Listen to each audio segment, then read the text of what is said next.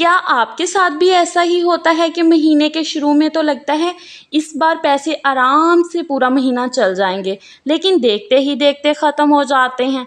और सबसे हैरत की बात तो ये है कि हमें समझ ही नहीं आती कि इतने सारे पैसे गए तो गए कहाँ। आज की वीडियो में मैं आपको सिर्फ ये नहीं बताऊंगी कि पैसे कम खर्च करें, बल्कि मैं आपको 10 ऐसे प्रैक्टिकल तरीके बताऊंगी जिन पर अमल करके आप घर का खर्च काफ़ी हद तक कंट्रोल कर सकती हैं। तो वीडियो को आखिर तक ज़रूर देखिएगा। आखिर में मैं आपको एक ऐसा 7 दिन का छोटा सा चैलेंज भी दूंगी जिससे आपको खुद अंदाज़ा हो जाएगा कि आपके पैसे कहाँ ज़ाया हो रहे हैं। तो वीडियो को आखिर तक ज़रूर देखिएगा, और अगर आप न्यू हैं तो प्लीज़ सब्सक्राइब। अस्सलामुअलैकुम माय यूट्यूब फैमिली, मैं उम्मीद करती हूँ आप सब लोग बिल्कुल ठीक होंगे। सबसे पहले तरीका है कि बजट बनाएं। सबसे पहली गलती हम यही करते हैं कि महीने का खर्च शुरू तो कर देते हैं लेकिन बजट ही नहीं बनाते। एक कागज़ लें और 3 हिस्से बनाएं। घर का लाजमी खर्च, ज़रूरी, शॉपिंग और सेविंग। पहले ही तय कर लें किस चीज़ पर कितने पैसे खर्च करने हैं, क्योंकि जब बजट ही नहीं होता तो छोटे छोटे खर्चे मिलकर महीने के आखिर में बहुत बड़ा खर्चा बन जाते हैं। और याद रखिए, जिस पैसे का हिसाब नहीं रखा जाता वो अक्सर खामोशी से खर्च हो ही जाता है। सेकंड, हमारे पास है ग्रोसरी लिस्ट। ग्रोसरी लिस्ट के बगैर शॉपिंग तो बिल्कुल भी ना करें। ये एक छोटी सी आदत है लेकिन बहुत पैसे बचा सकती है।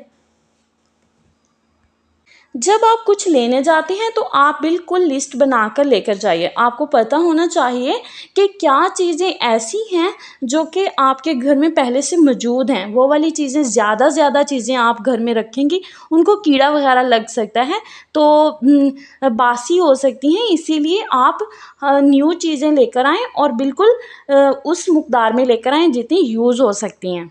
थर्ड पे आ जाता है वीकली मील प्लानिंग। आप पहले से ही सोच के रखें कि आज हमने क्या बनाना है, दाल, सब्ज़ी, चावल, गोश्त, चिकन वगैरह। जब चिकन वगैरह जब हम एक साथ ले आते हैं तो हम उनको छोटे छोटे पैकेट्स बना के 7 दिन के लिए उसी हिसाब से मैनेज कर सकते हैं। 4 पे आ जाता है छोटे खर्चों को मामूली ना समझें। कभी 100, 200, 300 हम सोचते हैं कि इतने से क्या फ़र्क पड़ता है, लेकिन अगर यही छोटे छोटे खर्चे रोज़ाना हो तो महीने के आखिर में अच्छी खासी अमाउंट बच सकती है।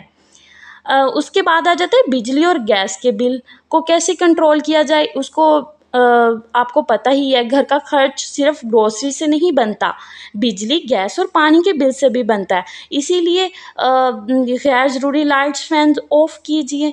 खाना पकाते वक्त कोशिश करें कि गैस का इस्तेमाल अननेसेसरी ना हो। फूड वेस्ट बिल्कुल भी ना कीजिए। यहाँ बहुत से घरानों में अनजाने में काफ़ी पैसे ज़ाया हो जाते हैं। कभी रोटी ज़्यादा बन गई, कभी सालन बच गया, कभी सब्ज़ी ख़राब हो गई और आखिर में सब कुछ कचरे में जाता है। इसीलिए कोशिश करें जितना बनाएं उतना खाएं। बाहर का खाना जो होता है वो अक्सर ही ना खाएं, बल्कि कभी कभी आप एक महीने में 2-3 बार मतलब चले जाएं और उससे ज़्यादा ट्रीट्स बाहर की ना रखें। इससे भी पैसा काफ़ी हद तक बच सकता है। घर में मौजूद चीज़ों को पहले इस्तेमाल करें।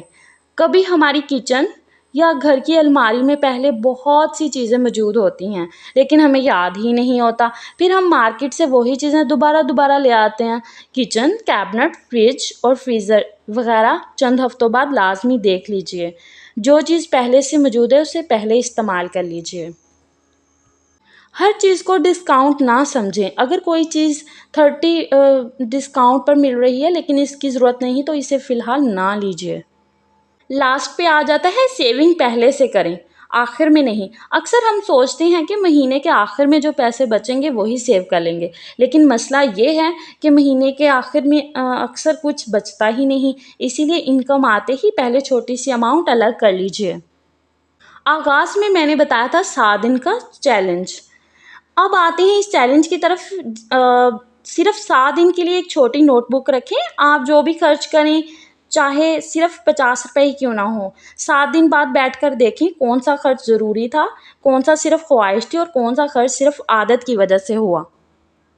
फिर अगले हफ्ते सिर्फ इन गैर ज़रूरी खर्चों को कम करने की कोशिश करें। आप खुद को अंदाज़ा हो जाएगा कि घर के बजट में कहाँ से बचत शुरू की जा सकती है।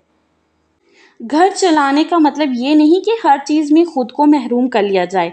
असल समझदारी ये है कि ज़रूरत भी पूरी हो, घर भी अच्छा चले और थोड़ी-सी सेविंग भी हो। हर हाल में अल्लाह ताला का शुक्र अदा करें। हर हाल में अल्लाह ताला का शुक्र अदा करें। अल्लाह ताला हमारे घरों में रिज़्क, सुकून और बरकत अता फरमाए। इसी के साथ मुझे इजाज़त दीजिए। अल्लाह हाफ़िज़।